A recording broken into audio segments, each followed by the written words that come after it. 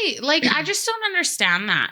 I get it. I'm a little bit twisted, but like, not innocent lives. Well, you know what like I mean? slaves? Like, I don't get it at all. That's horrible. like, I wouldn't do innocent lives. You know what I mean? Like, I'm going to torture you, but you're going to give me a reason. Like, You're so twisted, man. I'll fillet you for sure. Like, she's giving me some ideas.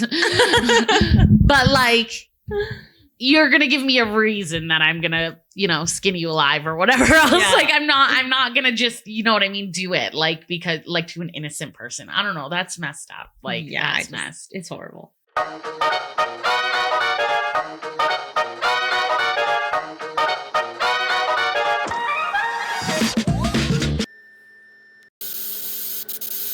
You're chilling with French fries and thick thighs.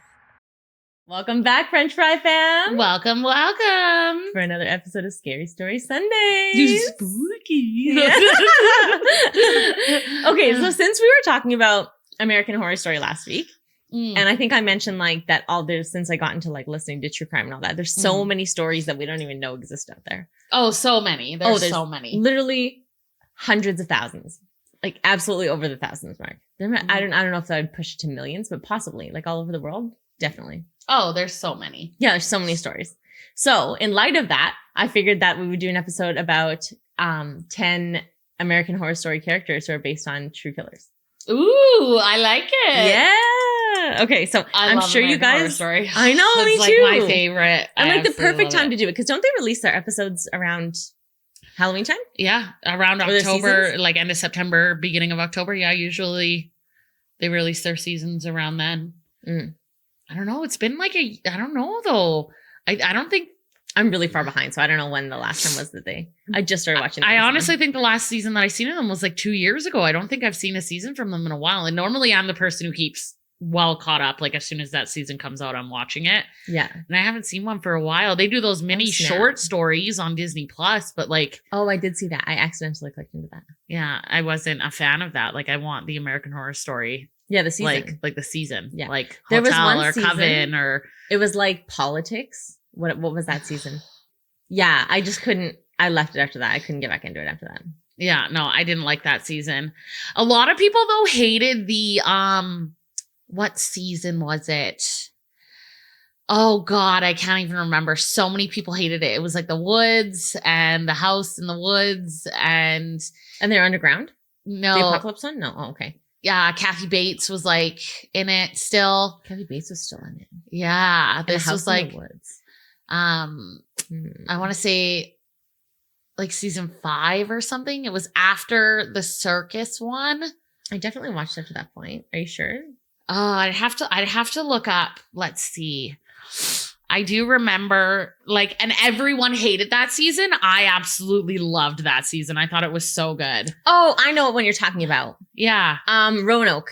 Yes, Roanoke. Yeah. Everyone hated Roanoke, and I actually really liked Roanoke. Yeah, I loved Roanoke. I loved Roanoke, and Yeah. everybody's like, "Oh, it was so stupid." I'm like, "It wasn't though. It was actually really good. Like, I really enjoyed that one." I think I have a couple characters Because from it Roanoke was- in here. I think it was because, like, it was out in the woods, and like Yeah. this creepy house, and like all these creepy things kept happening, and that's, I don't know, it was like true. Yeah. To me, those types of things are like true horror. I think I kept giving it a try. Okay, there was the political one where I just like couldn't stick through it. So I think I didn't watch half of that. And then there was the apocalypse one. And I also really don't care for apocalypse stories. So like I struggled with that season as well. And then there was another season. I love apocalypse stories, but I just like, I don't know, like that one wasn't vampire one. Oh, the vampire one I thought was I stupid. really didn't care for that one either. Like it was just a bad run of seasons for me. And I was like, I'm struggling. I found that recently. So let's see. American Horror Story. The new story in New York in the 90s Seasons. though. I think season 11. I didn't like that one. Oh, I'm loving it so far. Like I the didn't gay like that murders. Oh, I love it. Yeah. So good. So I love gays being murdered, but I love season 1 Mhm. with the murder house. Loved Murder House. Murder House still by far my favorite season. Yeah. Yeah. Oh, what's Love that this season. one? Asylum. I actually enjoyed Asylum too. Yeah, I like did. it more than the other ones, but it Yeah. was bottom of my list at the beginning. Coven. I f***ing loved Coven. Yeah, Coven was the best. I Yeah. loved Coven. Oh, my favorite was Freak Show. I think Mm. one of my favorites was Freak Show. And then there was Yeah, Freak Show was good. Hotel. I did love Hotel. Loved Hotel. Lady Gaga did. She So killed it. I lied in the last episode. It wasn't? No. H.H. Holmes is the character that they named it after, but the hotel itself, the hotel itself was mimicked for the Cecil Hotel. Oh, yes. Yeah, but H.H. Holmes was the James March is the guy in American Horror Story. That's the character. That's supposed to be H.H. Holmes. Oh, okay. Yeah. And there was Roanoke. I liked Roanoke. And then there was Cult. I didn't like Cult. See, this is where it started to go downhill for me. I didn't like Cult. Which one was Cult? The underground one, the Apocalypse one? Yeah, I think so, yeah. Yeah, I didn't like that one at all. Oh, no. And then Apocalypse was next. And I didn't like Apocalypse. Oh, Cult is the political one, the president one, the BS. Yeah, I didn't like that one. Yeah, I didn't like that one. 1984, I did enjoy. Oh, I did like that one. Yeah, you're right. Like, that's like the summer camp murders. Yeah, the summer camp murders. Jason, yeah. Double feature. I didn't like double feature. That was the underground one with the alien and the stupid presidential one. And I didn't even get that far. It starts with the vampire in the town. Yeah, and it starts with the vampires and then it turns into aliens. Like, it was just stupid. I didn't like that one. And then New York City, I didn't like. Oh, I like that one. But we all know how I feel about aliens, so I definitely wouldn't have liked that one. Delicate. Actually, this is the one with Kim Kardashian. I liked it, but I didn't. The end ended up being super cool, like the ending. Okay. Kind of ended up being a little culty, but it wasn't my fave. And that's honestly, it went downhill from season, 7? And I haven't enjoyed them as much as like the first 6. I really enjoyed. And then after that, like I've watched them, but I don't like them. Like, there's so many killers you can make storylines out of. Oh, so many. Hundreds. So many. I think they're having troubles with the new Netflix series. Like, I can't wait to see that new Ed Gein one or whatever that's coming on Netflix on October 3rd. Ed Gein? Is that it? Yeah, the Texas Chainsaw Massacre. No, he's Leatherface. Actually, he's an amalgamation of them both, really. Because he took the skin and made the, suits and whatever out of it. Yeah, so that releases October 3rd. Yeah, it would be hard to compete. The Netflix horror documentaries are really good. Well, and they're just like the Dahmer one. You know what I mean? Like, that was a killer show. Yeah, they're really good. Like, and he went. Good. What was that actor's name again? I have it written in here somewhere. Whoever that actor is, he was American Horror Story. Yeah, he went over to Netflix. Yeah.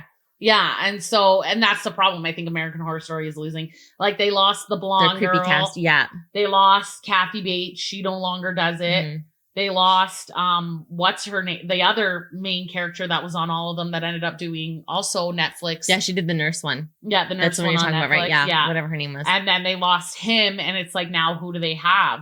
They really don't have, like, they have the surprise people like Kim Kardashian and Lady Gaga and stuff like that. Which sucks because they're like the OG horror story show, and then like Netflix just took into better. If they could just actually do a good season, I'd be okay with it. But the last, I don't know, like 6 seasons have been, I'm not a big fan. The worst part is I still watch them because I have hopes. Like, I loved the seasons for so long. Yeah. I have like high hopes, so I still watch them, but I'm like, God, you suck. What happened? Yeah.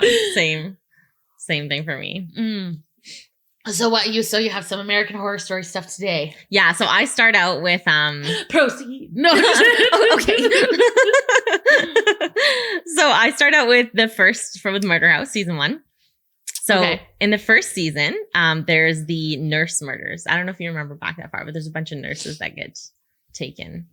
I don't see. I'd have to watch them. I'd have to watch them all again. Okay, well, maybe this will jog your memory a bit. But so in the first season, 2 of the many people who met their demise in the murder house were a pair of nursing students in the 1960s. Ah, okay, yeah. So they were studying in their home before receiving a knock on the door from a seemingly bleeding man with a broken arm, and we later learned his name was R. Franklin in the show. Oh, okay. So when the woman realized it's an act, after opening the door and inviting him in, he quickly murders one of the 2 nurses and then forces the other nurse to put on her uniform, and he ties her up and eventually kills her. So that was in the show. Yes, that was. I do remember that. Yeah. You know what I like about American Horror Story? They don't come out and say that they've modeled it after these people. You have to figure it out. Which I really like. Yeah. And that's like, the Ed Gein story is specifically about Ed Gein. You know what I mean? Yeah. Like Dahmer was specifically about Dahmer. Like these ones you do, it's a little bit of a puzzle that you have to piece together. Yeah. And I noticed they leave you nuggets. And I noticed in the first, what was it, 4 or 5 seasons, they each had a little nugget that connected it to the next season. And then if you watch, like I remember I was watching Coven and I was like, wait a second, that's for Murder House. And I was like, wait. yeah, they like, tied and it you know what I together mean? so They tied well. it together so Yeah. well, and then it just dropped off. And I'm like, you guys, you ruined everything. Like it was, you had everything, and it was perfect, and you tied it together, and it made it like, and it just worked. And then you screwed it up with Cult and everything after that. You I'm guys genuinely dropped curious if they had got a different writer. Like how like Game of maybe. Thrones just like dived off. Like the last season was a different writer and it was just garbage. But how did they last so many seasons with it? Like the last 6 seasons have been garbage. Yeah. They have. I haven't enjoyed it at any of them. Well, the first 5 were great. So maybe you just got locked in and then switched directors or some crap like that. Yeah. I don't know. Maybe you had a mental break. Yeah. I don't know. I don't know. Yeah. I don't enjoy them anymore. I still watch them, but. Okay. So Edmonton Weekly oh my God. Entertainment Weekly actually figured this one out. So this scene is loosely inspired by the Richard Speck murders. Okay. So after he previously assaulted and robbed a woman earlier in the night on July 13th, 1966, Richard Speck broke into a townhouse in Chicago that was being used as dorms for local and international nursing students. Okay. So he committed one of the most infamous mass murders in American history. So this is like a one-night thing. So this is July 13th, 1966. So in the early morning hours, Speck broke into the townhouse on Chicago's South Side, which housed 9 young nursing students from South Chicago Community Hospital. And over the course of the night, he systematically terrorized the women, binding them, raping them, and ultimately killing 8 of them by stabbing and strangulation. So there was one who survived. Yeah. Interesting. So only one, Corazon Amaru. What an interesting name. Mm-hmm. Especially That's a back great then. name. Yeah. That's actually, yeah, especially back then. Amaral. That's a really good name. Maybe it's Amaral. I don't know. It's something like that. It's a really cool name. She survived by hiding under a bed until police arrived. Wow, you really think he'd get caught under there? Maybe he was just so focused on the other 8 girls, he lost one. See, but also she might have been smart. Like, that's the other thing too that I've noticed about like horror movies and everything else like that. Like the people who are screaming and stuff, like, get the hell away from me. Like, you're loud as Yeah, you're gonna give me away. like, you're like, shut up. And they're like hiding in the closet and they're like, I'd be like, bitch, shut up. Yeah. Like, I would smack them. I'd be like, hold your breath. Like, I just take her out there. Like, you're so loud. Go die on your own. Like, and they're crying and they're like, like, you're dead. You're dead. Stop crying. The only way you're going to survive is if you shut the up and start thinking like him. Quiet. Like, You're all about thinking like the serial killer. I'm like, survival. Run. Run. Where can you run? Run. no, I think like him because then I know. Yeah. Oh, you know what's so funny? I realized the other day, I pieced this together. It was, I don't know, it was like a random thought. I was like, you know how I'm flight in like when I'm scared? So I'm also flight in relationships. Like I ran from every relationship I've ever been in. I'm like, why can't you stay put? Hey, that makes sense. I'm freeze and I just froze and dealt with the I think about it, I'm like, I ran full bore out of every relationship I was in. Like, why do you like a meaningful one, you know? Yeah. No, I just froze and dealt with the bullshit and then ended up dealing with the horrible Realistically, they were all ones that I should have ran from, like immediately, like red flags. And I'm like, God. well, let's see her, see if it gets better. I'm like, are you going to catch me? No, okay, I'm going to keep Are you going to catch me? I'll just keep running then. That's far away. I'm over to Australia. Where will I go next? Where will I go next? Ah, you cannot catch me. Oh my God. Okay, so the murders shocked the nation. So I guess this was back in the 1960s, so it probably was a bit of a shock. Oh, of course. But 8 women dead. Yeah, and like brutally murdered, right? So it was the scale and the brutality that intensified the public fears about the urban crimes in the 1960s. And similar thing, but do you remember Night Stalker? I'm not actually talking about him in this one. Sorry, guys. Because he's also in American Horror Story. He is. I do remember. But he was one that like scared he was. Everybody because the murders kept continuing. So they're like, lock your doors because he was coming through windows. Like, yes. And he was murdering like a scheme of people. Like it didn't matter. There was no demographic. Yeah. Like, he was just murdering everybody. So like people in, I think it was, where was it? New York or something like that. They were terrified for so long. And there was a podcast I was listening to of somebody who lived in the area during that time. And they were just remember being terrified every night because they didn't know if somebody was going to break into their house and kill them. I mean, that would be scary though. Yeah. Oh yeah. It'd be terrifying. Like, especially because like when I think about it, like, oh my God, you guys, funny story. Last night, I don't even remember what happened or what I said, but all I remember is Melissa came into my room And I was passed out. I was, She was out, gone, you guys. I was out.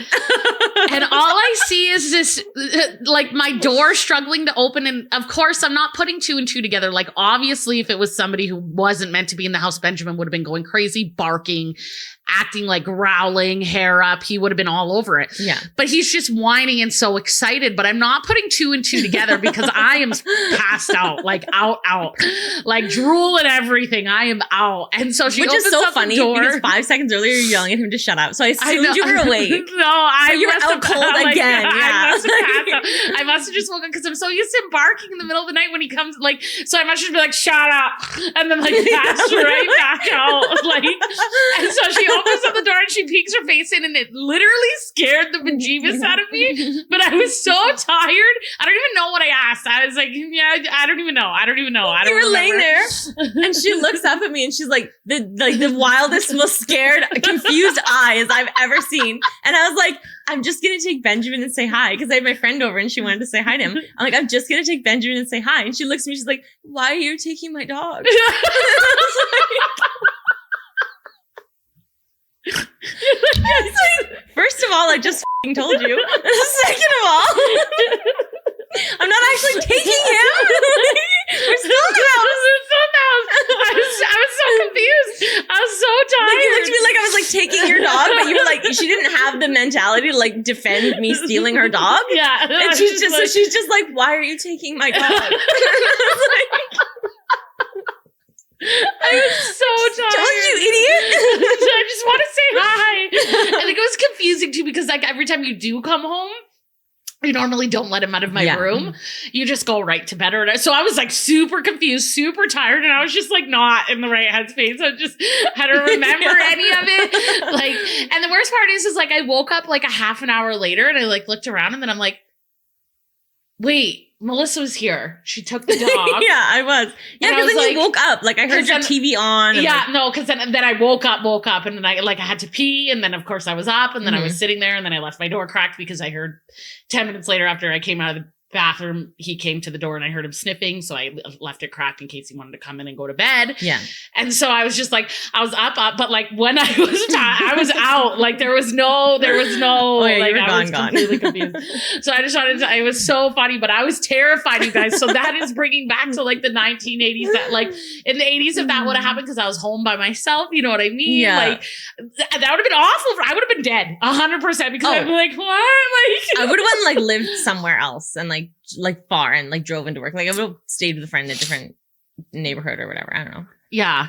I don't even know what you would, like, I don't even know how you would do that. Yeah. Cause I'm pretty sure it was like in an area, obviously. Like, that's how murderers usually kill, is like in a certain area. So they catch them. It wasn't, I thought it was just I thought it was in LA. Maybe it was LA. So LA it was easy to right. access like all areas. Mm-hmm.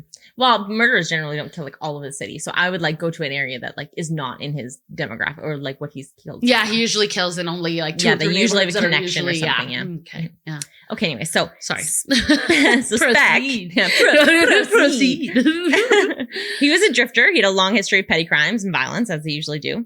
He was captured. I'm sorry, this is the nurse guy, right? Yeah, we're still on the first one, actually. Okay, I better hurry up. There's quite a few. Okay, so he was captured days later after a failed suicide attempt. And he was identified in the hospital. So he tried to kill himself, didn't kill himself. It doesn't say how he tried to kill himself. I'm very, very curious. Damn. Okay, anyways. So he was convicted of murder and originally sentenced to death, but the sentence was later commuted to life in prison due to changes in the Supreme Court rulings for capital punishment. So he was one of the ones that was saved from that. Which I find so stupid because when I look back at like Just Mercy. Mm-hmm. I know. Like, yeah. You killed men over a fight. There's still like there's and still black men at that. Like you just like, but yet like this guy murdered 8 women, like coldly calculated everything like that. Yeah, and you're like, let's life in prison. No, he's one of the people who should die. Because he's white. Like that's what I was gonna say. It's because he's white.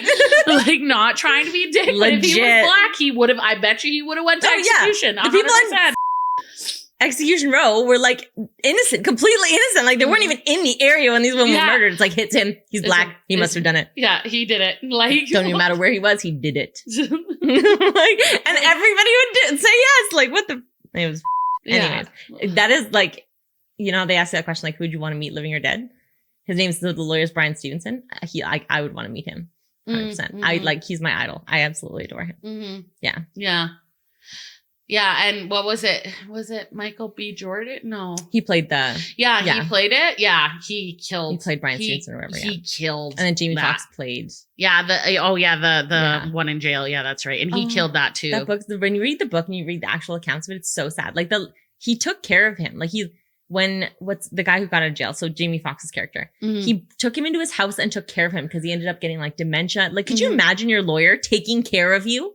Like, that's a lawyer. That's incredible. It's just a huge heart. And clearly they obviously throughout this whole entire situation bonded. Yeah. Like totally. no other. Yeah. I wonder if it was like one of his first cases and maybe that's why he bonded like so closely with him. He was a very, but I thought he was young lawyer first. Like thinking back to the movie. Yeah. I'm pretty sure he was young and this was like his first like out of school. No, I'm pretty sure he was. So when you read the actual book, he was quite distinguished and he was looking to open his own practice, which led to like a partnership in this area. And then they started taking on these cases. So he was pretty experienced before he took these on.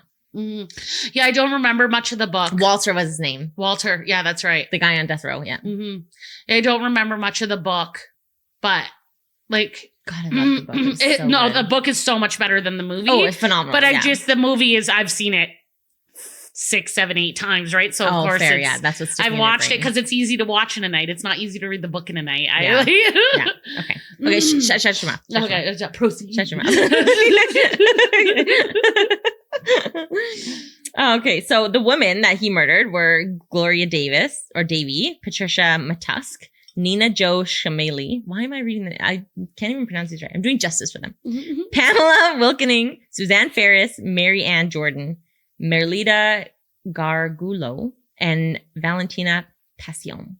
Okay. So he killed all of them one night. He was obviously eventually caught. He was ordered to 400 to 1,200 years in prison. What is the point of that? I know. I always wonder about that when they're like there was this one where, I don't know, I seen it on I don't know if it was fake or whatever, but the judge was like, and when you die, he's like, when you're rebirth, you will be back in prison. You will come back here and you will serve the rest of that life here. So this is even better. It got reduced to 100 to 300 years. Oh, even better. So he still will not live to see through. But you think these people are magically going to live past like 150? Like, come on. Right. Like 110. I don't think anybody's lived past 110. No, I think there's somebody out there who's like 120 years old, but he's some weird like monk guy in India who like, I don't even know. God. He can't even the Asian walk. cultures? Like, I need what they're drinking. Yeah. How do they live so long? Tea. My tea. We age like bags of potatoes. We do. It's so bad. Oh my God. Okay, so while he was in prison, he obviously petitioned to be paroled more than 7 times, but he was obviously unsuccessful every time. Why would you even go for parole? Like, I'm just curious. Well, why wouldn't you? Well, like, what else are you doing? I'd go for parole every time. And then I'd appeal that parole every time. Yeah, but like you're not going to get out. You know what I mean? So like, what is the point? Like, what is the point of wasting your time? No, hold on. There was Granted, I mean, you have time to waste. Yeah. What was I doing? I was doing something at work. Oh my God. I was doing law class. Idiot. Anyways, before it wasn't. So actually it's still the case in Australia. So after you've served 2/3 of your sentence, you can apply for parole. You're supposed to be given parole. So because there's like a base rule that you're innocent before proven guilty, right? So the base rule in jail is that's the same thing. Like you don't have to prove you get bail because you should be deemed innocent before you're deemed guilty. So the rule with parole is after you serve 2/3 of your sentence, you're eligible for parole. But this guy, they changed the law that the court can say, no, you need to stay in jail because you're not safe. So he was this guy was ready for parole right at the time of the hearing. So he got denied being released. And obviously he was really pissed about that because he was supposed to be out. But then the Supreme Court ruled, right? Anyways, he didn't get out. But before these rulings came in, like this guy too, they could get out after 2/3 of their sentence. Didn't matter. Because it was like your rights and freedoms, right? Like that's what they valued more than the safety of the public. It obviously switched through the courts, but yeah. The justice system is just so messed up. Like I just can't. It's crazy how it's evolved. Why would you even think that a man who brutally murdered 8 women would ever be rehabilitated? Right? That is not someone emphasis. who's rehabilitated. Somebody who got caught selling a dime bag on the corner, that they're the ones serving 25. And they're like, when they're like, I'm rehabilitated, they're like, no, God, no. No. But yeah. Satan compels you. Yeah, like all he was doing was selling a dime bag to try and feed his little sister. But yeah, this guy who brutally murdered 8 women, they're like, oh, you know what? I think maybe you have been. You're a good man now. Yeah, you and they're always so good in like he obviously had really good behavior. Like he walked the line to get released after 2/3 of the sentence. And they're like, the psychiatrist or whoever's like, nay. Like he cannot go out there. No, he cannot. Yeah. Okay. So this is the little interesting tidbit. So he obviously spent the rest of his life incarcerated in Illinois. But he became notorious once again when he smuggled prison tapes that surfaced in the 1990s, showing him using drugs and dressed in women's lingerie in jail. Really? Yeah. Okay. How did he get that? Anyways, he died of a heart attack in 1991. So. How did he get women's lingerie? How did he smuggle tapes? How did he record them? Yeah. So many questions. And like, this wasn't when like you had a cell phone you could smuggle in. Like he smuggled in video equipment. So like he had to have like a full-blown like fucking camera with like a little flip out, you know what I mean? Yeah. Oh God. Yeah, so interesting. No, he probably had the one that you like crank still. Oh, maybe. Like so old. Anyway, that's a possibility. Okay, so number 2. Again, this is in season 1. So this is Tate's shooting at Westfield High. I'm sure we all know what this one's mirrored after or based off of. Okay, so in season 1, Murder House, season 1. So there's a boy named Tate, and he's often interacting with the characters of the season. So we later find out that Tate is a ghost who was murdered by SWAT in his bedroom of Murder House in 1994. Okay. So he brutally murdered 15 students and permanently disabled the school librarian after showing up and opening fire on them in the middle of a school day. Oh, Columbine. Yeah, Columbine. Yeah. So after years of searching, 5 ghosts of the victims came for Tate on Halloween.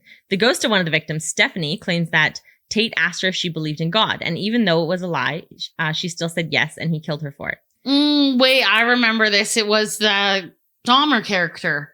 Yeah, that was Tate. Yeah. I was like, here's a picture of it. I don't have the picture. I thought I did, but I don't. Anyways. Okay, so so Stephanie claims Tate asked her. So in actuality, after the viewers saw the shooting unfold, Tate never asked her anything before the shooting. He didn't even speak to her at all. So this is all actually true. So, although it's obviously unconfirmed because the girl is dead. But there is an account. So the horrific moment just similar to what reportedly happened to Cassie Bernal was the actual girl during the Columbine High School massacre in 1999. So Cassie's final moments were incorrectly perpetuated by the media. By media mistaken witness accounts in the public. Obviously, it was chaotic in there. And her mother wrote a book, which I think is absolutely disgusting. But her mother wrote a book titled She Said Yes, The Unlikely Martyrdom of Cassie Bernal. Which, like, dude, really? You wrote a book about your daughter's killing? How could you speak to any accounts of what she went through in there? She's dead. And you weren't even in the school at the time. Yeah. So, like, way to capitalize on your child's murder. It's f***ed up.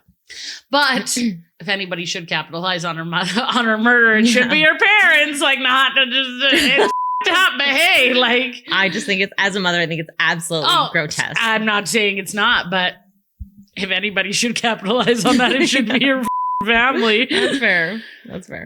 Okay, so but like, then make a movie and take the royalties. Like, don't write a book about something that you have absolutely no possibility of speaking. I haven't read the book. I shouldn't judge, but it just seems really.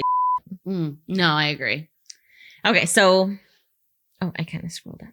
So months later, after further investigation, it was revealed that Cassie probably wasn't asked anything before she was murdered either. It's similar to the show, actually. Which also makes me appreciate that American Horror Story really does their research on this. Like, it was mixed up in reality, and they mixed it up in the show too. Like, Stephanie in the show wasn't asked anything when they look back at the recordings, and Cassie wasn't either. So A student by the name of Valine Schnurr was the one who actually said yes after being shot with a shotgun. So she got shot with a shotgun. He said, "Do you believe in God?" And she replied, "Yes." And he said, "Why?" And she responded, "It's because she believed and because her parents raised her that way." So she crawled away while the shooter reloaded, but he didn't shoot her again. So she survived. Oh, wow. Yeah. So, so she was able to actually tell the... She was able to actually recount it. Yeah, Yes. exactly. So again, unconfirmed because we can't say that Cassie wasn't asked it or not. But from the footage, it didn't look like she was asked anything. Like it didn't look like there was any interaction between them other than him shooting her.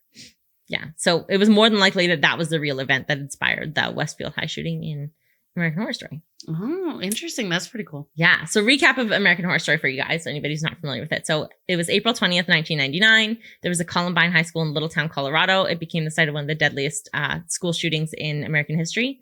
I don't know if that's still accurate anymore, unfortunately, which is horrific to say. There's been a few really bad ones recently. I don't know. Yeah, there's been some really bad ones. It's so bad for school shootings there now. It seems like it. I mean, for a while there, it was every other week that you were hearing about a school shooting. I mean, I hate to say it, but thank God I live in Canada because, yeah. I mean, granted that, I mean, it's getting worse and worse here day by day, but it's never been as bad as the States for shootings or anything like that, as far as I'm concerned. Yeah. I don't know. God. Maybe it is out east but we live in the West, and I don't know. Maybe there's just a bunch of hippies out here who smoke a ton of weed, but yeah. like it's not that bad. It's bad for stupid, but it's not awful in that sense. Yeah. Okay. So a little bit of value for our viewers, because I love to bring like whatever I have to bring to the plate to make our podcast individual. So obviously I work for 911. So there was a shooting, a school shooting that happened. I want to say in the past couple of years, definitely in the last 2 years or something like that. And the dispatchers at 911 were talking about the event. Like obviously it's a mass casualty event or whatever it is, right? So a little bit of insight for you guys. In Calgary here, what do we have, like 1.5 million people here maybe? So maybe. Like we're a big town, but not very big. And this shooting took place, I want to say it was Texas, somewhere in Texas. Okay.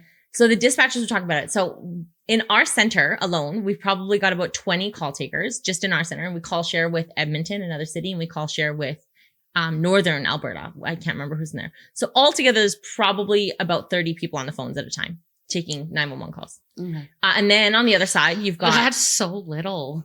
Yeah, it's crazy, right? There's 30 people at at our like business for, but remember our job sales. Like our job isn't to stay on the phone with people. Our job is to take a call, get the information, get an ambulance out. Like we don't. That's our job too. There's 30 people like a day on the phone. That's fair. Yeah, I guess like, perspective wise, yeah. Like perspective wise, like there's about 30 of us roughly at any time. On night shifts, it's way smaller. That's just the prairies. We have another like 20 in Central, and then another 4 in Atlantic, another 15 in Quebec, another 4 or 5 in BC. Like we have like probably like 50 or 60 like CSRs. I would hope that businesses are more busy than emergencies. I would hope that's maybe that's a good thing. Yeah, maybe that's a good thing. It's a good thing.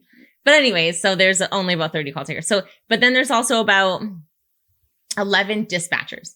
So each dispatcher desk does something different. So somebody does, and this is just for half of the province. So this is for half of Alberta. And then Edmonton does the other half of Alberta. So we do from Ponoka South, for anybody who's from this area. So there's a desk that does like the Red Deer area. There's a desk that does the Medicine Hat area and the Lethbridge area. And then there's 2 desks that do Calgary, and then 2 desks that just support Calgary because Calgary is so busy. Like it's crazy busy on Calgary all the time. So we literally have 2 desks that dispatch one city, and then 2 people that help them dispatch, like call police for us, give callbacks to people who don't go answer the door or whatever, right? Or like look through the locations, make sure the address is right, all that. So there's 4 people dedicated just to Calgary. So in this mass shooting, there was 2 people on the desk, and they were also dispatching and taking calls. Oh, wow. 2 people. I was like, holy, you guys must have been overrun. You guys must have not known what to do with yourselves. Well, and I can't imagine how stressful, like the job alone is stressful because you're taking panicked calls of panicked people who don't know And that's the other thing too. Like I take a call and they're like, hey, I'd like to order some tires. And I'm like, great. What are you looking for? Like, I'm like quick, easy and stuff. They're like, hey, I need to track my order. I'm like, sure. What's the order number? Right. Like, yeah. But like for you, they're panicked. They're scared. They don't know what to do. And you're trying to talk to them and calm them down. And it like, sometimes it's not, you can't, even when somebody's angry on the phone with us, when they're like, oh, I didn't get my order. Like sometimes you just can't calm people down. So like, I can't imagine that being every single call. And then in that scenario with people panicking about people getting shot. Oh yeah. Like how you can just like, how do you like, I'm sorry. We're trying to figure it out. Like we're coming. I don't know. Not only that, but like say you take a 911 call with a mass casualty event at 911. So sorry, obviously you take a call, right? Then you go like, it's sad, but you're like, okay, who's the worst person? Start there. You're like, who is the worst? You start there. Not dead though. Like if there's no help, like you help the worst person that is going to live. And you start there. And then you can, if you can instruct them to do multiple people, then you can, but like, that's where you start. But that's like, these people were call taking and dispatching. So not only are they trying to get these help, like do CPR or whatever on multiple people, they're also trying to tell their crews like, hey, we need 8 units here. We need this many units here. You need, and people are coming over, like when you dispatch, they're coming over the radio constantly. So they're constantly coming over the radio asking you for direction because you are Big Brother. You're the eyes in the sky. You're telling them what roads to take, right? Like you're like, hey, turn left here, turn. Yeah. Yeah. Like obviously there's maps and stuff like that they can follow, but they really rely on your direction because maybe you've got like 8 trucks in the area and they're coming from different areas. They can't see that. No. At least our technology can't. So you have to tell them like, no, you're not the closest. They're the closest, or you're doing this, go up this road, you know, whatever the case is. But trying to do that while you're doing CPR on the phone would have been impossible. It just, there's no way. That just breaks my heart. How do you not have enough staff in a country like that where things like these happen, like things like that happen often there. School shootings happen often. Shootings, period, happen often. Well, not enough to justify them hiring that many people every day. Like you'd have to hire 100 people to deal with a mass casualty event. Even more than that. You still couldn't answer all the calls that would come through.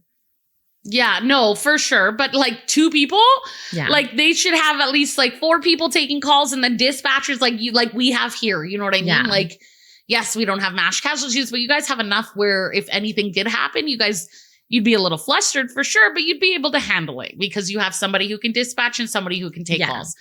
So dispatchers don't take calls. Like there's a reason why we don't do all that job. Like those people must have been just absolutely horrified. That's what was going on.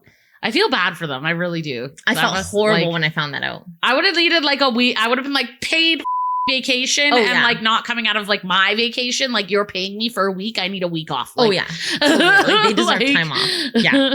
Okay. So anyways, that was just like a insight into like we're a town of or a city of 1.5 million people. I can't imagine Texas. I can't imagine. Like there's bigger. I'm sure New York or something like that has like 500 employees. You know what I mean? Like I'm sure the movie The Call depicts that better, but like just a bit of insight on how that runs. Like these people were just dead during this school shooting. So sad. Yeah. Okay. So again, Colorado became one of the site of the deadliest school shootings in American history. Don't know if that's still accurate. So 2 seniors, Eric Harris and Dylan Klebold, I'm sure you guys would know his name better, entered the school armed with firearms and homemade explosives. So shortly after 11 a.m., the pair began their attack outside the school before moving inside. They killed 12 students and 1 teacher and wounded more than 20 others. So many of the students hid in classrooms, bathrooms, and the library where some of the worst violence occurred. Oh, horrible. You know what's crazy? Is I remember them showing us that movie in school after it happened and they made the Columbine movie or whatever it's called. I still haven't seen that movie. I remember watching it in school. It's called Bowling for Columbine. Yeah. I remember watching it in school. Like they sat us down at our desks and pulled in the whole movie thing and popped it in and we had to sit there and watch it. That's horrible. And yeah, that's how we learned about school shootings. And yeah. Did you know we had a school shooting like that here in Canada? I did know about the university in Toronto or Ontario, somewhere about that. Okay, it's Quebec. Was it Quebec? Yeah. Okay. Where he went, it was like a college? It was an all-female college. Yeah, okay, I do. It was in my true crime book. Yeah. Okay, anyways. I know so many other stories. Like, literally, it's like a collective up there. Yeah, he like went after the women because like they... I don't know, like he just went after women. He was like clearly a woman hater type situation. Yeah, no, I think he was like... Like if he got rejected, he would like go and kill them. Like he was up. Yeah. It was messed up. Okay. So anyways, the police and SWAT surrounded the building, but the chaos confusion delayed their entry. By the time they got in and gained control, Harris and Klebold had turned their guns on themselves in the school library and killed themselves. So obviously the tragedy shocked the nation about gun control, bullying, violence, video games. Like it went far. Mental health, school security, which obviously, no offense, did nothing because it's happening even worse in the States now.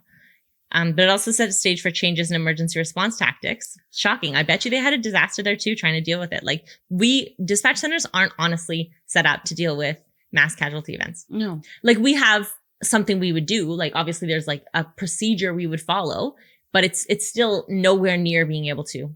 Like for example, when we came out camping June 2nd, the day I was coming out to, there was a mass casualty event and I got put on it. Yeah.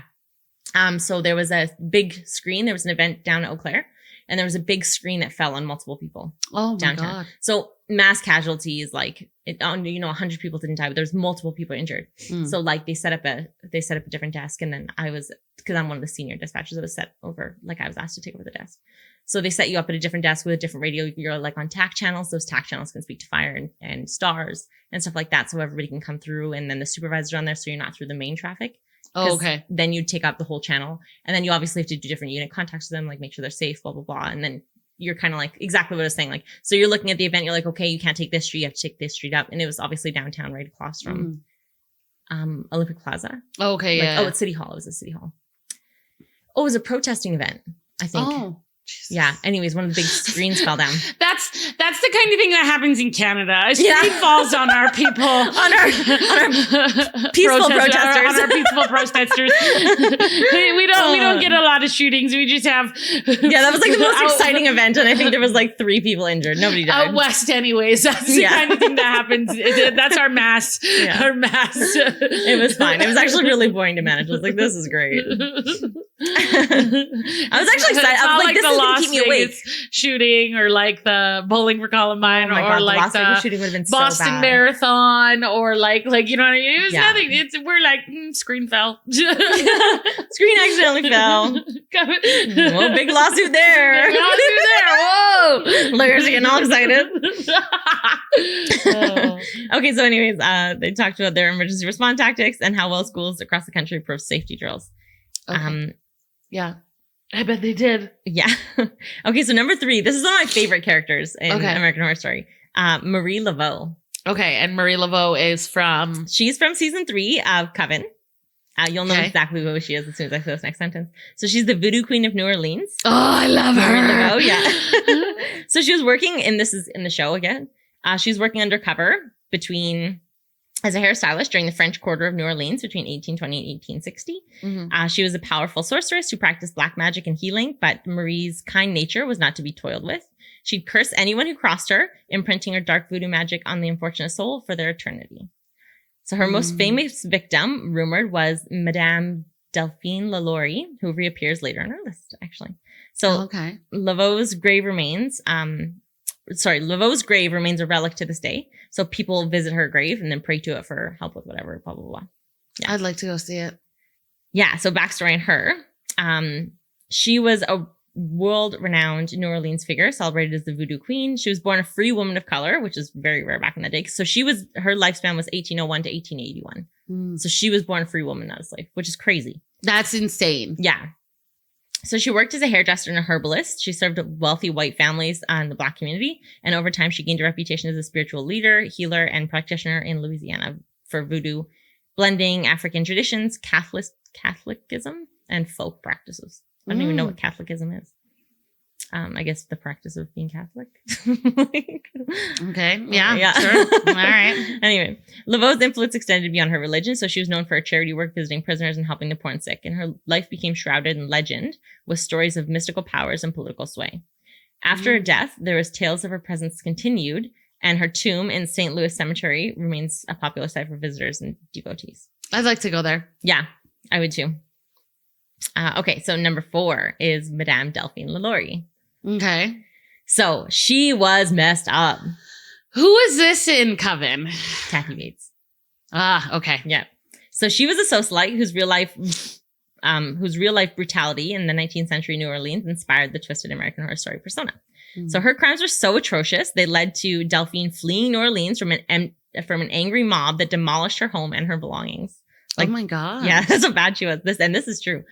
So she was in the 3rd season of Coven, and her gruesome acts and torture and cruelty against slaves haunts the series, capturing the essence of true terror. Delphine subjected her slaves to the most horrendous forms of torture, and her slaves were emancipated, flayed, and chained with iron spikes and shackles. Yeah. Jesus. Some of her more infamous experiments included trying to turn people into human caterpillars by amputating their arms and peeling off their skin. The walls of the yard and the walls. What the f? I know, right?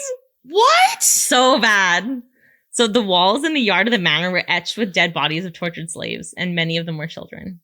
Oh. They're like stuck in the walls. Yeah. So after a fire started in LaLaurie Manor, and I'm pretty sure, this is just coming off memory, but because I've researched her multiple times, there was a slave that was chained to the kitchen. And I'm pretty sure she started the fire to set the house on fire. Good. Yeah, from inside. There was multiple fires now. This is the first. Yeah. So after the fire started in LaLaurie Manor, it was discovered that the 70-year-old cook chained to the oven was an attempt to commit suicide. She lit the house on fire. Good. So she was one of the most sadistic serial killers. And after her 1834 departure to France, slaves in the Paris area began going missing as well. She was taking them. Is She it a was, coincidence? yeah. It's not a coincidence at all that, yeah. Yeah. Horrible, right? So then some of her worst accounts were, so there was a fire in 1834. So the most infamous incident came from when a fire broke out in the Royal Street Mansion. Firefighters discovered the attic room where several enslaved people were found in horrific conditions. So they were chained, emancipated, showing signs of brutal torture. And some reports claimed that they were starved, mutilated, and restrained in painful positions. Why? Like, I just don't understand that. I get it. I'm a little bit twisted, but like, not innocent lives. Well, you know what I like mean? slaves? Like, I don't get it at all. That's horrible. Like, I wouldn't do innocent lives. You know what I mean? Like, I'm going to torture you, but you're going to give me a reason. Like, you're so twisted, man. I'll fillet you for sure. Like, she's giving me some ideas. But like, you're going to give me a reason that I'm going to, skin you alive or whatever else. Yeah. Like, I'm not going to just, you know what I mean? Do it because to an innocent person. I don't know. That's messed up. Like, yeah, that's messed. It's horrible. But they didn't think of them as innocent, like, right? They were different colors. Oh, God forbid they were born. Like, born a different color. How dare you? How dare you? Like, how dare what? you? Okay, so then the next one was the neighbors' report. So even before the fire, the neighbors often whispered about screams and moans coming from the LaLaurie mansion at night. Several accounts claim that she was seen chasing enslaved servants to the house with whips or chaining them around the courtyards. Yeah, I would have loved to. Oh yeah, I would. Oh my God, strap her up and on her back. Yeah, let her see how it feels. Oh, I would do the worst things to her. Oh, I love what they do to her in American Horror Story. She like cuts up her body and then curses her to live forever, so she has to like live through torture. Oh right, yeah. Love I it. like that. Yeah. So one story tells of a young enslaved girl. While she was brushing LaLaurie's hair, she accidentally tugged too hard, and LaLaurie reportedly chased her through the house with a whip until the girl leapt from the roof to her death. Neighbors later said they saw the girl's body buried on the property. That's so sad that you were so scared that you leapt to your own death because you accidentally pulled her hair because she had knots in her hair. Right. Brush your hair more often, bitch. Yeah, don't be so nappy.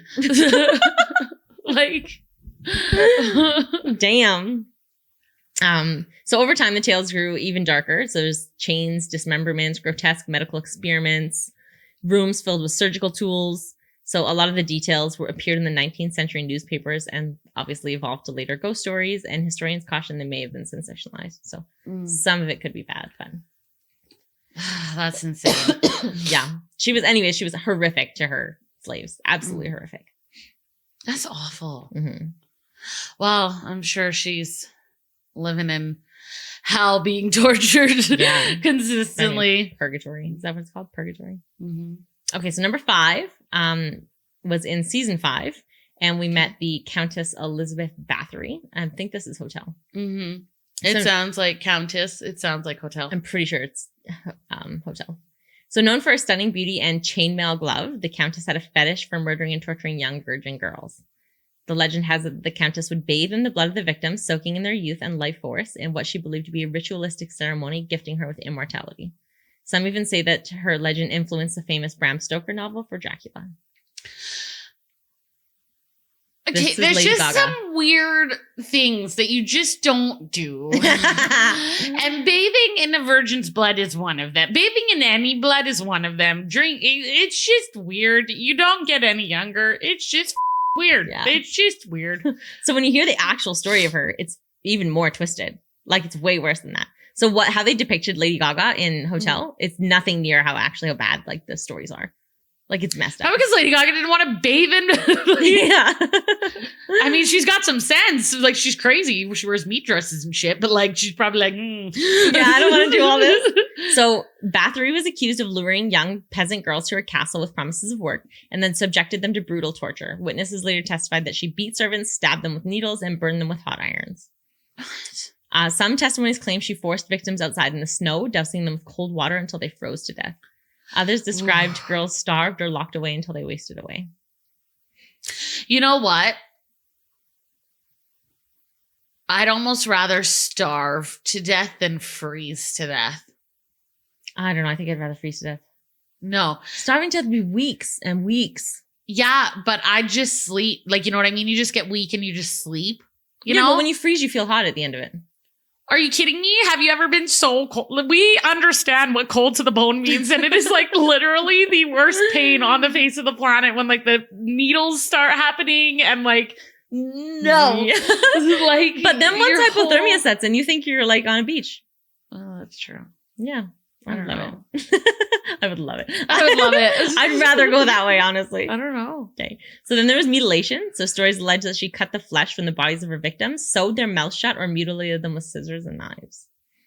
And then the most enduring, though widely considered legend, is that Bathory bathed in the blood of virgins, believing that it preserved her youth and beauty. This tale first appeared years after her death and was likely an exaggeration layered on her real cruelties. So after her 1611 trial, that's how old this is. Oh, wow. 1611, yeah. So thinking about 1611, guys, more than 300 witnesses testified against her. That's wow. 2 towns back then. Yeah, that's a lot. Like, how many people did That's you... like 4. Like, yeah, like... Jesus. Like, we're talking like parishes, like tiny little... Yeah, like there was townships. like 50 people in 60. Like you don't get 300 witnesses today. Like, how No. many people did you screw around? a lot. Oh, yeah. Wow. So some claim she killed dozens, others hundreds, with estimates ranging from 80 to as many as 600 victims. With those estimates, so it kind of makes me wonder about like mass hysteria. Like if people kind of like heard stories and went against her. Oh, it's like the witch trials. Yeah, exactly. You know what I mean? Like one person said witch and everyone kind of followed along. Yeah. They were like, witch, because they caught And her they just shit up. Yeah. mixing some soup and she threw Yeah. some leaves in and they were like, Yeah. oh, she's a witch. Like Found some herbs. she was just making stew. Shouldn't have put that time in there, man. Yeah. Those bay leaves. So while historians debate the exact number, it's clear her brutality was extreme enough to horrify the powerful nobles of her time. Okay, so there might be some truth to it. In the end, Bathory was never formally tried, but confined to her room in her castle until her death in 1614. So back to her myth, the story has endured one of Europe's darkest legends. I actually didn't know it was Europe either. That's crazy. Yeah. That's crazy. Mm-hmm. So then number 6, I'll make this one short because everybody knows this one, but it's the Black Dahlia. She was in season 1 in Murder House. Yes. Yeah. The one with the weird suit. No. You don't know who the Black Dahlia is? She's actually the victim. I have to watch this again. Oh, how do you not know who the Black Dahlia is? I don't. She's so I'm sure once I'll be like, oh yeah, but I didn't write this much about it because everybody knows. Okay, I'll tell you from memory because I know this one not very well. So she was like this young up and coming girl who wanted to be an actress. So she went to, I want to say Los Angeles, wherever it is. Yeah, Los Angeles. And she tried to be an actor and some creep or whatever found her. So this ends up being in American Horror Story. This ends up being the doctor who lived in the house first and experimented on people. Okay. So he experimented on her, but in the real story, yes, like somebody gets her hands on her, says he's going to take a photo shoot. She's going to be a star, blah, blah, blah. Gets hands on her. They find her body in the park and she's cut like this, like the Joker. But her body is also dismembered. So she's dismembered everywhere, but then she's arranged. Like she's staged in the park somewhere. How do you not know this I one? don't know this. I don't remember it. I mean, I probably heard it at some point, but I don't remember this one. Oh my God. Okay, so her name is Elizabeth Short. That's actually the Black Dahlia's name. And and they never solved it. So her tragic and unsolved murder in 1947 Los Angeles inspired the haunting storyline of Elizabeth Short in Caesar 1 of the Murder House, season 1. So yeah, she was like a femme fatale, beautiful, short, black hair, very pretty. But she was just like murdered and it was never solved. And she was like splayed out in the... That's so weird. Why? And I can't believe it was never solved. I mean, granted, when was this? And I think like they figured out it was a doctor or something because like the cuts were very precise. Like it was obviously done from a surgical knife. Like it was a scalpel. Yeah, and it wasn't exactly. Like, when was this? Season 1, Murder House. No, like what year was, like, did the real thing happen? 1947. Okay, yeah, it would have been a little bit harder to figure out who was murdering people in 1947. I want to say that's I was thinking like the 80s, time. and I was like, okay, guys, if you didn't catch anybody, like, you know what I mean? Like, come on, we at least had some technology to catch these guys. Like, yeah, there's a few of these that went completely unsolved. Okay, so then there's season 2, Asylum, and the character is Arthur Arden. So his character was employed at Briarcliff Manor, where he engaged in sadistic, gruesome experiments on his patients, all without anesthetic. If this character seems familiar to you, it's because he's modeled after Joseph Mengele, a German SS officer and doctor who served under Hitler's regime. Mengele regularly performed experiments on Jewish concentration camp prisoners, and he had a penchant for studying twins.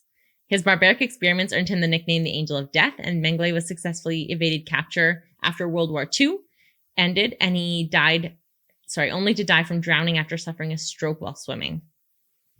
really? Yeah. That was the end of his, Right? like, really? Like, I hate that he survived and lived out his life, and all that got him was a stroke. Like, you. Hate him. Like, really? The stroke and drowning? He was horrific. Yeah.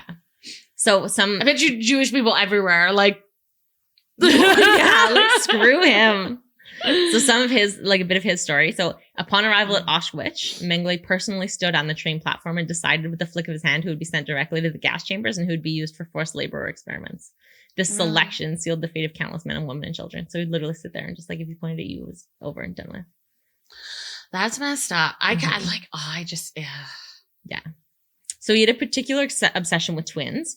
Hundreds of pairs were subjected to brutal experiments, blood transfusions from one twin to another, forced injections with diseases, surgeries without anesthesia, as we know, infections from chemicals. Often when one twin died, the other would be killed so their bodies could be compared in autopsies. What? Yeah. How horrible. So then they like kill the other one to figure out why that one survived longer. Like, how dumb. But anyways, he's stupid. Ugh. So most of his experiments were on children. Children were injected with dyes in their eyes in an attempt to change their eye color. Others were subjected to painful and often fatal procedures. Survivors recalled him charming children one moment only to send them to the deaths the next. Oh, that's so sad. Mm-hmm. Those kids probably walked in there. I mean, they were just terrified to begin with, but... Oh, yeah. Oh, that's so sad. Yeah, that's it's really so sad to really think about it. It's horrible. It makes you think of the boy in the striped pajamas. That I know. That movie just like, tugs my heart. Me too. That one's like no so other. bad. It's so sad. There's a book called The Nightingale. You should read it. Oh, okay. I bought it for Tasia. It's about this. It's so sad. Oh, that's so sad. Yeah. So reports describe him performing unnecessary amputations, sterilizations, and other surgeries without anesthesia. Victims were left in agony, and many died from infection, shock, or deliberate neglect. Prisoners were deliberately exposed to extreme cold, starvation, or infectious diseases, so Mengele could study the progression of the illness and the death. These experiments were little more than torture disguised as research. So after the war, he fled to South America. He lived under assumed identities. He was never brought to justice, and he died in Brazil in 1979. Oh, that's awful. That he just got to live out his life. Ugh. You know what bothers me? Sick. You could track him down and find him after he died. You couldn't do that while he was living. Mm-hmm. Like, how did you know it was him after he died then? Yeah, you could. Yeah, I don't know. Just so stupid. Someone knew, obviously. Oh, totally. It's just nothing was ever said about it, but someone knew. Yeah. For sure. Ugh. Yeah. So this one's a good one. This is the musicophile known as the Axeman of New Orleans. So he's in season 3, where we meet the crazed, eccentric character. He was a terrifying killer with a deep love for jazz in the series, if anybody remembers him. He was the one who comes through to the voodoo queen, wasn't he? He was the... No. Maybe he does. He was like she would like call on him and he would like come through. Oh, maybe. Yeah, maybe that's him. Yeah. I don't know. I almost have to watch all of these seasons again. I feel like I might need to just start watching American Horror Story, the first only 6 seasons. Yeah. I actually don't. I remember his like real life character more than the American Horror Story character, but the series displayed him as a music fanatic, sparing anyone who graces his ears with a sweet melody. Oh yeah, anybody who played music, he spared them. Or anybody who was playing music in their house when people were having parties or whatever, he never went in and killed them, right? So this concocted the image of the real Axeman of New Orleans, who reigned terror on the residents of Louisiana between 1918 and 1919. His victims appeared to be targeted by race rather than harmonious symphony, and he mainly killed Italian Americans. Really? Yeah. Why Italians? No idea. Interesting. Another loser who thinks that like there's a superior race or something. It's really genocide, sir. It's genocide. Yeah, it's just okay, sure. Yeah. So again, he was an unidentified serial killer. He terrorized the city between 1818 and 1819. His crimes were brutal home invasions for Italian American grocers and their families. How strange. So this is the real story about him now. Here's some of the worst and most infamous accounts. So Joseph and Catherine Maggio, the Axeman's first known victims, who broke into their home, slit their throats with a straight razor, and then bashed their heads in with his axe. Would you like turn it around? Probably. Kathleen was nearly decapitated. The couple's bedroom walls were reportedly covered in blood. Gross. Oh, that's Yeah. So Louise Beschumer and Harriet Lowe, their killer struck Beschumer and his mistress with an axe while they slept. Both suffered skull fractures, and Lowe lingered for weeks before dying. Oh, she didn't die there. In her dying declaration, she accused Beschumer himself, leading to a sensational trial. Though the Axeman struck again, proving it was part of a larger pattern. So she thought it was her husband who did it. She must have got like really fucked up. As he's dead. How strange. There must be more to that we're not understanding. I don't get it. Anna she Schneider. clearly didn't. Yeah, she clearly got messed up. Like something else. If you're blaming your husband and it wasn't even him, and he's dead, laying like, next to you. What? She's like, it was him. So Anna Schneider, she was 8 months pregnant. She was attacked in her bed and struck repeatedly in the face with an axe. Oh my God. Miraculously, she and the unborn child survived, though she was severely disfigured. Oh, she survived? And the baby. That's insane. Insane. Mother's will. Yeah. Woman's body's like crazy things. Joseph Romano. So he was an elderly grocer. He was attacked in his home and suffered a fatal skull fracture. His nieces saw the Axeman fleeing, describing him as a tall, dark figure in a slouch hat. Yeah, it definitely was that guy. Okay, yeah. Letter to the newspaper. The killer wrote a taunting letter to the local press, claiming to be a demon who craved blood and would spare anyone who played jazz music in their homes on a specific Tuesday night. I guess this is what the music comes from. I would have just played jazz music all the time. Yeah, all the time. Just never turned off my radio. So the entire city erupted into a frenzy of jazz that night, and no murders occurred, cementing the Axeman's myth in New Orleans folklore. And then there was Mike Pepitone. So the final known victim, his wife discovered him bludgeoned to death. His blood covered the walls of the bedroom walls. And unlike any of the earlier cases, there was no clear motive or robbery that was tied to the killing. So it kind of deep into the mystery. Just went in there, what the Yeah. So he was never caught, never identified, and the crime still remained one of the most notorious unsolved murders. No way. Mm-hmm. Really? Yeah. And this was when, sorry? 1818 to 1819. Oh, so he's definitely dead now. Yeah, totally. Mm-hmm. Interesting. So then there's number 9. We're getting up there, guys. Miranda and Bridget Jane. So they joined us from the 6th season in Roanoke, and that was when we met Miranda and Bridget. They were a pair of nurses who ran a assisted living facility out of the infamous Roanoke house. Mm-hmm. The incestuous duo tortured and killed their residents in all manners of insidious ways. Do you remember them? Not really. What? You don't remember them either? That was one of my favorite seasons too. They're like the two twisted... In the series, it depicts them as sisters, but they're not sisters. So the two sisters is based on the real life killers, Gwen Graham and Kathy Wood. They were unrelated, but they're pretty sure they had a romantic relationship, like in real life. Oh, okay. Their work in life, yeah. They were employed at Alpine Manor, a nursing home in Walker, Michigan, and they were caught and convicted of smothering 5 patients in 1987. Graham was given 5 life sentences and is still alive and incarcerated, and her loving partner, Wood, was awarded only 40 years in response to a plea deal to turn on her ex-murderous partner. Wow. Yeah. Wow. So they were duped as the lethal lovers. Oh, okay. And some of their worst things were, so they smothered the patients as a game. So between January and February 87, the woman murdered... As a game? Right? At least 5 elderly patients by smothering them with washcloths or pillows. These patients were often vulnerable, suffering from dementia or serious illness. See, and that's what I don't understand. Like, how do you get off on killing someone who can't defend themselves? I know, right? How is that your niche to get off on? Yeah. Like... It's just gross, honestly. It's just like, well, I mean, can't all even... it is gross, but like, how do you feel powerful over that? Yeah. Like, if I kill you, you know what I mean? There's like, you know what I mean? I'm not going to kill somebody who's like, has dementia and doesn't even know where, like, you know what I mean? They're gonna be like, oh, like, you know what I mean? Like, I'm going to kill someone who can give me a little bit of a fight, you know? Yeah, like, let's do totally, this. yeah. And then I'm going to feel so great when I win because I'm going to be like, haha. Like, I'm not going to fight a 7-year-old and then win and be like, oh, I won. Yeah. Like, no.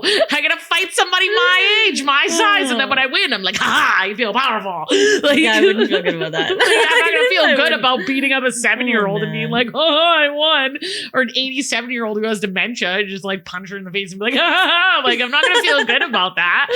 Also, like, that's one in a million. Like, how do you find first of all, another gay person, like another lesbian who also wants to kill elderly people? Like, Yeah. we're talking about real niches here. Yeah, How is there like- 2 of you on this planet? Unless they just made the other one think, Maybe. you know what I Not mean? Just talked about it and talked about it and talked about it. And then, Maybe. you know, That's a weird thing to be talked into.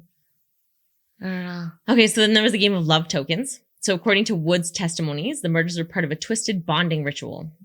Graham allegedly chose the victims whose initials could spell out the word murder, treating those killings as tokens of their love affair. Remember they had murder written behind the wallpaper in That's the right, Roanoke yeah. house? Yeah. So boasting and joking, coworkers recalled that the pair sometimes joked about patients not making it through the night. Wood claimed that after each killing, Graham would return gleeful as if energized by the murder, and the two would become intimate afterwards. Disgusting, right? So the victims were mostly women in their 60s and 80s, already bedridden, completely defenseless, and family members entrusted their care to the nursing home, obviously. And then they died. Horrific. I just don't get that. Like, how is that your thing to get off on? Like, oh, I killed somebody who couldn't defend themselves. Right. Like, how do you get off on that? I don't know. The worst part is, so the murders would have never been uncovered. Like, there was no evidence or anything like that, if not for Wood's confession to the police. So she described the killings in disturbing detail and how Graham would whisper to the patients as she smothered them. Wow. Isn't that horrible? I just don't get it. Yeah. I just don't get it. How does that make you feel powerful? And they wouldn't have been caught too had she not have Yeah. confessed. I just don't. Crazy. Those are the types of people that I would like to meet. You know what I mean? And I'd be like, fight me. Like, Remember that nurse who used to kill her patients by injecting them with something, and she wasn't caught for a long time? Mhm. I've heard of that. Yeah. Why? It's just people are strange, man. I don't know. I don't know. It just doesn't make any sense to me. Why? Okay. I just don't get it. I don't get how you feel powerful over that. Yeah. Like, I just don't. It doesn't make sense. No, it doesn't at all. How do you feel powerful over hurting someone who can't defend themselves? Yeah. I don't know. It's gross. So this last one, number 10, is Kit and Alma Walker. Okay. So this is Evan Peters as his name, the actor. Ah, yes, Evan Peters. Yes. So they played him and Brittany Olsford played the characters Alma and Kit Walker in season 3 of Asylum, illustrating a mixed race couple that was hiding from societal racism. Alma is abducted by aliens in the show, and Kit is falsely accused of being the serial killer Bloodyface. So producers just said for this one that the pair was inspired by Betty and Barney Hill, a mixed race couple who claimed to have been abducted by aliens in New Hampshire in 1961 while they were driving home from a vacation. So the married couple became the famous UFO community, undergoing several sessions of hypnosis and inspiring the book The Interrupted Journey. Okay. Yeah. So this is how their night started. So the night of September 19th, 1961, Betty and Barney Hill were an interracial couple living in New Hampshire when driving home from a vacation in Niagara Falls, when they noticed a bright light on in the sky following them along a rural highway. At first, they thought it was just a star or a plane until it started moving erratically, changing directions and seemingly to track their car. Barney eventually pulled over with binoculars and claimed he saw a craft with figures inside looking down at them. Okay. Right? Terrified, they jumped back in their car and sped away, but soon heard strange buzzing sounds, and their memories of the next 2 hours went completely blank. They got probed. Yeah. So when they got home, the couple realized 2 hours were unaccounted for. Their clothes were strangely damaged. Betty's dress was torn and stained, and Barney's shoes were scuffed. Their car had also unusual shiny circles on it, and a compass needle spun wildly when placed near them. They were probed. Like, could you imagine a compass going wild when it's set beside you? They were probed. They were probed. Yeah. So I don't believe in aliens, but hey. I fucking hate aliens. Y'all know how I feel about aliens. I do not like aliens. I don't want any part of it. Stay away. I feel like you live your life, I'll live my life. I shouldn't say I don't believe in them. I feel like something's got to be out there. Like, let's be serious. Like, something has to be out there, just like the ocean. Something has to be in there. Like, we haven't discovered everything. You know what I mean? Like, there has to be mermaids or some weird shit down there. Like, you know what I mean? Like, same with space. Like, you haven't discovered everything. Oh, so, totally. like, there's something out there. We just don't know it yet. It's one thing, like, I get mass hysteria and stuff like that, and like having unexplained things because science can't explain them, right? Like, actually, I saw the coolest thing on the bridge today. There was like, I was driving home and there was pockets of dark smoke, like lines over the river. Yeah. But they were like just floating there in the air. It was the strangest thing I'd ever seen. So weird. Yeah. That's weird. Like, I'm sure science could explain it. But to somebody back in that day, it would look absolutely crazy. It would look so weird. Yeah. So that, but the thing that gets me about aliens, and this is what creeps me out, is that no matter if you go to the Aztecs or the Egyptians or whatever, it's the same counts. There's no way they colluded. There's no way. That's true. Like, it just blows my mind. And it's true. so old. Like, how do they have accounts of this? That's true. That's very true. Yeah. So I'm sure something exists. Creeps me out, man. Anyways, in weeks after Betty began having vivid dreams of being taken aboard a spacecraft where small grayish humanoids examined her and Barney. She described medical procedures, including skin and reproductive testing. One being even showed her a star map of their home system. So she partook in hypnosis sessions. So she later on underwent hypnosis with a psychiatrist. Okay. Under hypnosis, Barney broke down, recalling a terrifying medical examination by strange beings.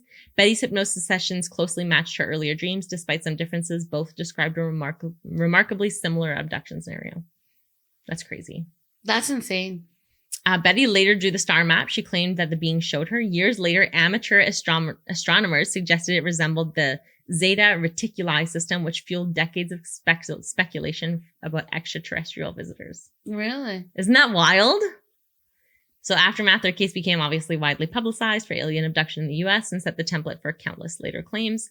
Skeptics argued that it was a mix of stress, dreams, and suggestion, but believers point to the details as too consistent and strange to dismiss. Yeah. That's insane. Yeah, I can believe in aliens. I just can't. You're like... hate them. Okay, I wasn't sure how long this was going to go, so I did throw an extra one in here for everybody. So number 11, Twisty the Clown. I love Twisty. Yeah, I'm sure everybody knows about him, but he's actually an amalgamation of, well, it's not really an amalgamation, but it is one person, two personas. So it's obviously during season 4 Freak Show. And it drew inspiration from John Wayne Gacy's malevolent clown persona, which was Pogo the Clown, and John Wayne Gacy's murders. So some of his crazy stories were he used to play a handcuff game. So he'd lure young men and boys to his home under the guise of offering work and hanging out because he was a contractor, if anybody watched the series. He then convinced them to try on handcuffs as part of a magic trick. And once they were restrained, he revealed they couldn't escape, telling them the trick is over. The trick is you have to have the key. From there, he tortured and assaulted them. That's horrible. What a creep. Right? And there was a rope trick. So several survivors and investigators described how Gacy would place a rope or tourniquet, however you say it, over the victim's neck, tightening it slowly. Sometimes he would loosen it, letting the victim believe they might survive, only to strangle them again. That's awful. Until they died. Yeah, just kept doing that until they died. Oh. And then... See, these are the people that I would like to do what they did, you know what I mean, to them. And, like, make them, like, do the exact same thing to him that he did to his victims. Oh, man. Sometimes I feel like the punishment doesn't fit the crime these days with just going to jail or whatever else, or even execution. Like, you got off too easy. Like, you should be strangled and then catch your breath and then strangled again and then catch your breath and then strangled again. Like, you should have to do that. Everything in the name of silence. I would go Joseph Mengele on them and I would study them without anesthesia. Like, I want to know what makes you a murderer, but I want you to feel pain. Sometimes people should The punishment should be what they did to their victims. But they have some sort of fetish for it. It doesn't even feel like a punishment. Oh, it would after 20 minutes of me strangling you and you about to die, and then me just giving you a little breath, and then you're like, and then I strangle you again. Like, yeah, you're gonna feel like it's a punishment after I do that for 20 days or 20 minutes or whatever. You're gonna feel like it's a punishment for sure. I go haunting Adeline and just have like a machine that like restarts their heart. Like I said, I'm doing the whole law-abiding citizen. I'm cutting off your eyelids, making you watch everything that I do to you with a mirror above you. That is a really good one. So then there was the victims in the crawl space. So of 33 of the confirmed victims, 29 were buried in the crawl space under Gacy's suburban Chicago home. When police began excavating, they described the smell as unbearable stench of death. Body after body was uncovered, stacked, and buried shallowly in the dirt trenches. I heard that. I heard it was just like you open and it was like it smelled so like bad. It was just this god awful. His neighbors, smell. I think that's how he got caught. His neighbors were complaining of the smell. Like it was so bad. Yeah. That's so gross. Yeah. Which like that's not a hard mystery to solve, dude. Like there's cemeteries that don't smell. You got to go 6 feet. Yeah. Like there's a reason. Yeah. People bury bodies 6 feet. Like 30 inches isn't enough, man. Figure it out. There's a reason they bury the bodies that low. Like also, it's not just for fun. You don't want to do all that hard work for fun. You're a contractor. You don't have access to machines that can do it for you. Anything at all. Like I feel like he could have done. You're just an idiot at this point. You deserve to die. Yeah. Survival of the fittest, and you were not it. No, he was not the fittest. Well, he was for a while. Against these young men, he was. But yeah. So a few young men narrowly escaped. One teenager testified that after Gacy handcuffed him, he was assaulted but managed to convince Gacy to let him go by playing along. These stories gave a glimpse of the terror their victims faced in the moments before their deaths. Jesus. And then there's Robert Piest's disappearance. So the murder that ultimately led to Gacy's downfall was the 1978 disappearance of 15-year-old Robert Piest, who was last seen leaving work with Gacy on a construction job. When police searched Gacy's home, they not only found evidence tying him to Piest, but also began uncovering the crawlspace graves. That's terrifying. Yeah. Ugh. So I guess he showed little remorse. He described his victims as worthless little queens or punks and portrayed himself as the real victim of injustice. Oh, yes, you're the real victim. Yeah. Mm-hmm. Yeah. His final words were, "Kiss my What a mess of a human." Well. Yeah, he was a loser.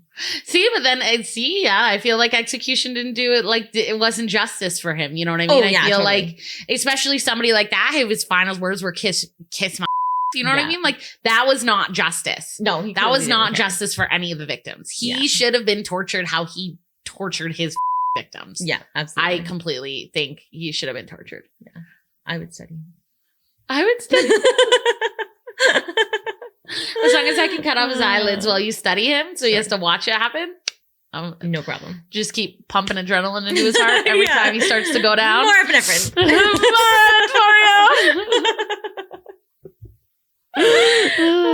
Thanks for joining us, guys. I know this one was a bit of a long one, but we appreciate you sticking through it, and hopefully you enjoyed every story.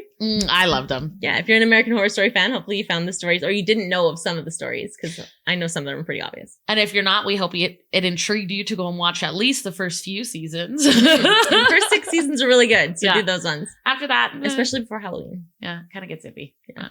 Okay, we will see you next week for another scary story. Yes. See you next week. Okay. Later, nerds. Adios.